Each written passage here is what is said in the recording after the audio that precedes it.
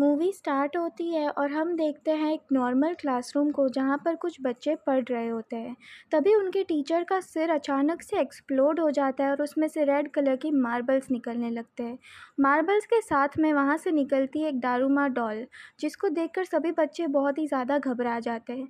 फिर दारूमा डॉल पीछे मुड़कर गाना गाने लगती है, फिर वापस से बच्चों की साइड मुड़ती है और जो भी बच्चा हिल रहा होता है उनका सिर एक्सप्लोड हो जाता है और वो वहीं के वहीं मर जाते हैं। फिर दारूमा डॉल एक्सप्लेन करती है कि वो लोग एक गेम में फंसे हुए हैं। इस गेम का नाम है रेड लाइट और ग्रीन लाइट। दारूमा डॉल एक्सप्लेन करती है कि मैं पीछे मुड़कर गाना गाऊंगा और फिर थोड़ी देर बाद वापस पीछे मुड़ूंगा और जो भी कोई हिलते हुए दिख गया वो एलिमिनेट हो जाएगा या फिर मर जाएगा।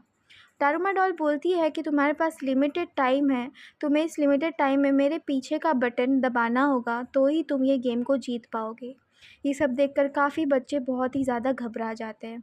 उसमें से एक बच्चा भागते हुए जाता है दारूमा डॉल के पास बटन प्रेस करने के लिए, लेकिन वो टाइम पर नहीं पहुंच पाता और दारूमा डॉल उसकी साइड घूम जाती है और उसे हिलता हुआ देख लेती है और वो बच्चे की वहाँ पर मौत हो जाती है, उसका भी सिर एक्सप्लोड हो जाता है। ये सब देखकर सभी बच्चे बहुत ही ज़्यादा डर जाते हैं। ऐसे ही एक-एक करके सारे बच्चे एक्सप्लोड हो जाते हैं और बचे रहते हैं तो सिर्फ 2 जन। हमारा मेन कैरेक्टर शन और उसका एक दोस्त। उसका दोस्त बोलता है कि मैं नीचे बैठूँगा, तुम मेरे कंधों पर चढ़कर उछलकर उसका बटन दबा देना। तो शन ऐसा करता है और वो बटन दबाने में सक्सेसफुल भी हो जाता है। गेम यहाँ ख़त्म भी हो जाती है। तो शन सेलिब्रेट करने के लिए पीछे मुड़ता है तो वो देखता है कि उसका फ्रेंड का सिर भी एक्सप्लोड हो चुका था। असल में इस गेम में जिसने बटन प्रेस की थी सिर्फ वही विजेता था और वही सिर्फ बच सकता था। फिर दारूमा डॉल शन से बोलती है कि तुम एक माउस हो और कैट तुम्हें जल्दी ढूंढने आएगी। ऐसा बोलकर वो वहाँ से चली जाती है। तभी शन की दोस्त इचिका वहाँ पर आती है, जिससे शन को पता चलता है कि ये दारूमा डॉल हर एक क्लास में गई थी और हर एक क्लास में सिर्फ एक ही विनर बाहर निकल के बचा है। तो इशिका और शन मोबाइल ट्राई करने लगते हैं, यहाँ से बाहर निकलने का रास्ता ढूंढने लगते हैं, लेकिन नेटवर्क भी नहीं आता और कोई दरवाज़ा भी नहीं खुल रहा होता है। तभी ये लोग एक थिएटर रूम में पहुँच जाते हैं जहाँ पर बहुत सारे लोग माउस के कपड़े पहनकर घूम रहे होते हैं। उसमें से जो क्लास का प्रेसिडेंट होता है वो उसे बोलता है कि तुम भी माउस के कपड़े पहन लो, लेकिन शन ऐसा नहीं करता। वहाँ पर फ्लोर पर एक हिंट लिखा होता है कि उन्हें कैट के बास्केट में बेल डालनी है, लेकिन शन अभी भी माउस के कपड़े नहीं पहनता है और तभी वहाँ से फ्लोर फटने लगता है और फ्लोर के अंदर से एक बहुत ही बड़ी कैट आती है। ये कैट भी जापानीज़ में गुड लक का सिंबल होती है। ये कैट जैसे ही आती है हमें गेम का रूल समझ में आता है। गेम के रूल होते हैं कि कैट के गर्दन पे बनी जो बास्केट है उसके अंदर एक बेल को डालना है और टाइमर ख़त्म होने से पहले डालना है।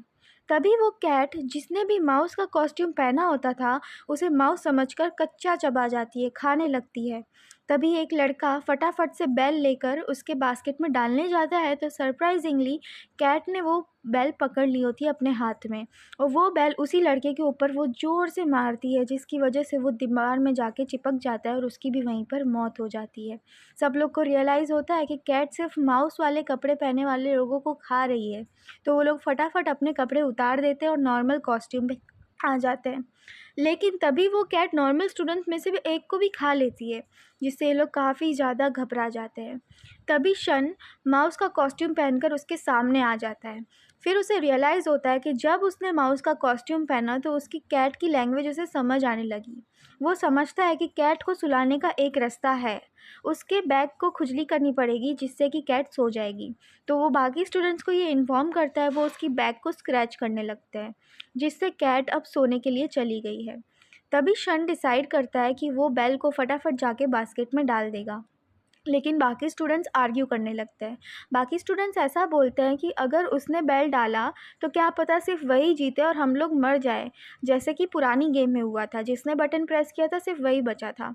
तो सब लोग बेल डालने के लिए आर्ग्यू करने लगते हैं और ऐसे ही चक्कर में इन लोगों के बीच में बहुत ही ज़्यादा आर्ग्यूमेंट होती है, जिससे कैट जाग जाती है और वो वहाँ पे 2 बच्चे को और मार देती है। तभी शन को एक आइडिया आता है कि वो फुटबॉल को कपड़े में लपेट कर बास्केट में डालेगा और जैसे ही कैट उसे पकड़ लेगी वो दूसरी साइड से एक्चुअल बेल को बास्केट में डाल देगा।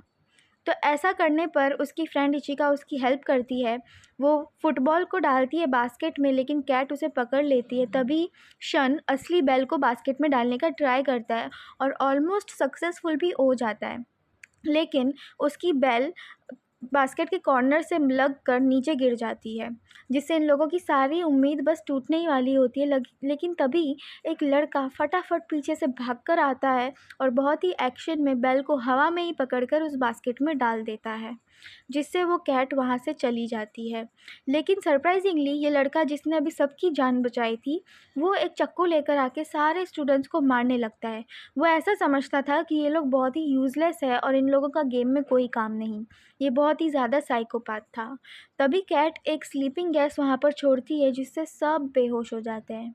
अगले सीन में ये लोग उठते हैं तो देखते हैं कि ये लोग सिर्फ 4 लोग एक रूम में कैद हैं, और ये चारों लोग पिछली 2 गेम्स के सर्वाइवर थे, डरूमा डॉल गेम और कैट माउस गेम। और हम बाहर देखते हैं कि ये जो स्कूल थी जहाँ पर ये सब गेम चल रहा है, ये असल में एक क्यूब था जो कि एयर में लटक रहा था, जिसमें सारे स्टूडेंट्स ट्रैप थे। बहुत सारी मिलिट्री लोग इन लोगों को बचाने की पूरी कोशिश कर रहे थे, और ये सारा गेम का डिस्प्ले, गेम के विनर्स, सब कुछ बाहर लोगों को डिस्प्ले हो रहा था बड़ी बड़ी स्क्रीन्स पर। तभी हम देखते हैं कि शन जिस रूम में था वहाँ पर डोर नॉक होता है और 4 बहुत ही अजीब सी गुड़िया वहाँ पर आती है। अब ये गेम थी gas which doll is behind you. ये गेम में पर्सन को आंखों पर पट्टी बांध के रखाया जाएगा और उसके आजू बाजू चारों डॉल्स घूमेगी, और उसे गैस करना होगा कि उसके पीछे कौन सी डॉल खड़ी है। अगर सही गैस नहीं किया तो वो एलिमिनेट हो जाएंगे। तो पहला जो लड़का था वो गलत गैस करता है।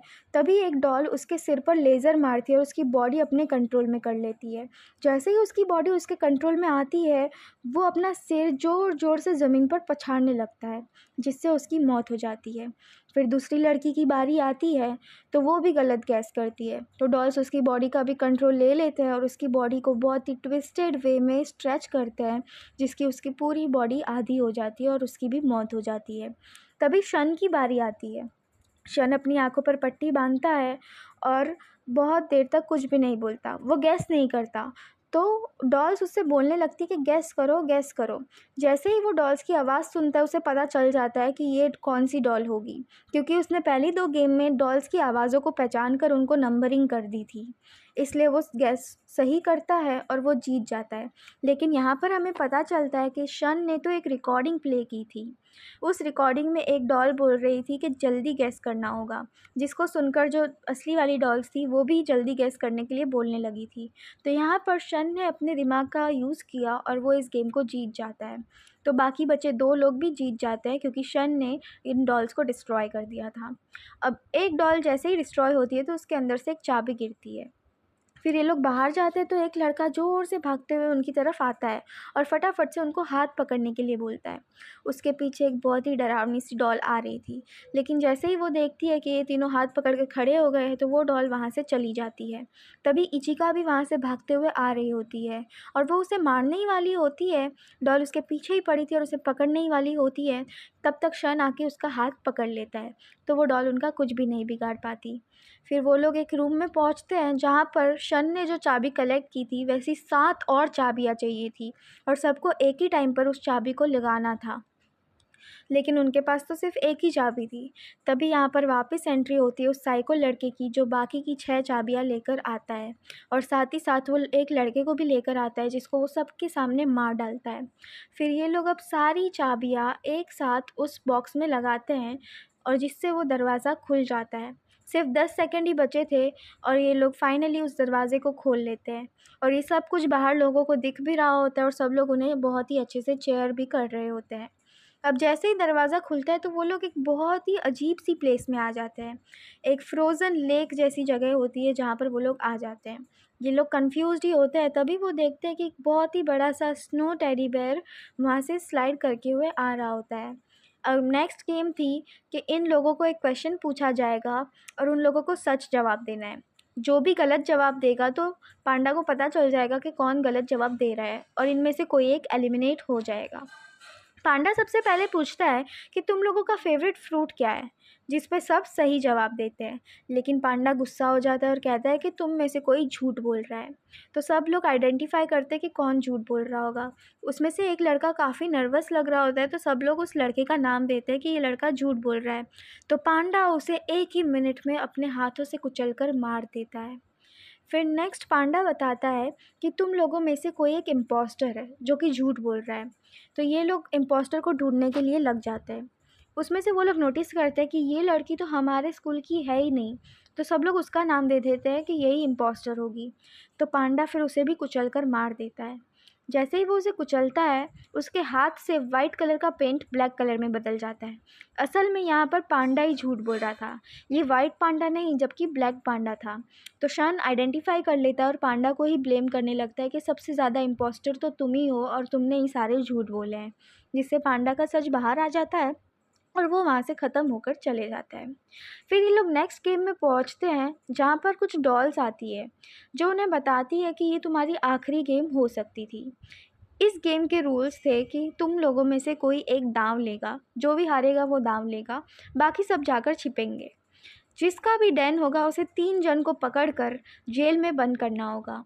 और जिसने भी टिन, यहाँ पे बीच में एक टिन रखनी थी, जो भी हारता था उसे टिन रखकर उनका नाम लेकर टिन को किक करना पड़ेगा, तभी वो लोग जीतेंगे। लेकिन एक और ट्विस्ट था कि जैसे ही कोई टिन को किक करेगा तो वो टिन ब्लास्ट हो जाएगी, जिससे उनकी मौत भी हो सकती है। तो ये गेम के रूल थे। और गेम का रूल ये भी था कि अगर तुमने किसी को देख लिया, उससे आई कांटेक्ट बना लिया और उसका नाम लेके टिन को किक कर दिया, तो वो पर्सन आउट हो जाएगा। तो ये लोग गेम खेलने के लिए चले जाते हैं और डैन आता है उस साइकोपाथ लड़के का। इसका काम था सबको ढूंढना। वो फटाफट से जाकर टिन को बीच में रख देता है और फटाफट जाके सबको ढूंढने लग जाता है। जिसमें से 2 लोग उसे बहुत ही आसानी से मिल जाते, तो वो उनको मार पीट कर जेल में बंद कर देता है। फिर वो जाता है शन और इचिका के पास उन लोगों को ढूंढने। वो शन को ढूंढ ही लेता है, लेकिन शन वहाँ से निकल कर भाग जाता है। लेकिन वो इचिका को पकड़ लेता है। फिर वो इचिका को आकर जेल में बंद कर देता है और शन वहाँ पर वेट कर रहा होता है। तभी शन के दिमाग में एक आइडिया आता है। जहाँ पर वो छिपा हुआ था वहाँ पर उसको एक आर्मर दिखता है। तो वो सोचता है कि ये आर्मर पहनकर अगर उसने टिन को किक कर दिया तो वो उससे मरेगा भी नहीं और वो जीत भी जाएगा, बाकी लोगों को भी बचा लेगा। तो वो आर्मर पहनकर वहाँ से जाने लगता है। तभी वो साइकोपाथ लड़का उसको देख लेता है। लेकिन शन के लिए आर्मर बहुत ही ज़्यादा भारी था, तो वो उसे हैंडल नहीं कर पाता और गिरने लगता है। तो शन उसका टोपी निकाल लेता है, उसका जो सिर का आर्मर था वो निकाल लेता है, क्योंकि शन का नाम लेने से पहले उसे आई कांटेक्ट बनाना ज़रूरी था, वरना ये माना नहीं जाता।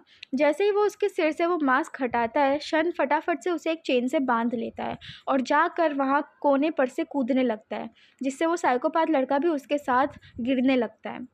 लेकिन साइकोपाथ लड़का पूरी ताकत लगाकर शन को ऊपर खींचता है, लेकिन वो देखता है कि शन तो इस आर्मर में है ही नहीं, ये तो सिर्फ आर्मर था। शन असल में वो आर्मर से निकलकर दूसरी साइड से भागते हुए टिन को किक करने जाता है। तभी वो साइकोपाथ लड़का भी उसके पीछे पीछे भागने लगता है, लेकिन शन फाइनली उस कैन को किक कर देता है और वो जीत जाता है। तभी डरुमा डॉल्स वहाँ पर आती है और उन्हें बताती है कि वो लोग जीत गए हैं। तो सब लोग बहुत ही ज़्यादा खुशियाँ मनाने लगते हैं और वहाँ पे उसे कुछ खाने के लिए पॉप्सिकल्स भी देते हैं। 5 पॉप्सिकल्स थे। सब लोग पॉप्सिकल्स खाते हैं और जैसे ही इचिका की पॉप्सिकल ख़त्म होती है, उसमें लिखा होता है कि वो हार गई। असल में ये एक और सीक्रेट गेम थी, जिसके भी हाथ में हारने वाली पॉप्सिकल थी वो हार जाएगा और जिसके हाथ में जीतने वाली थी वो जीत जाएगा।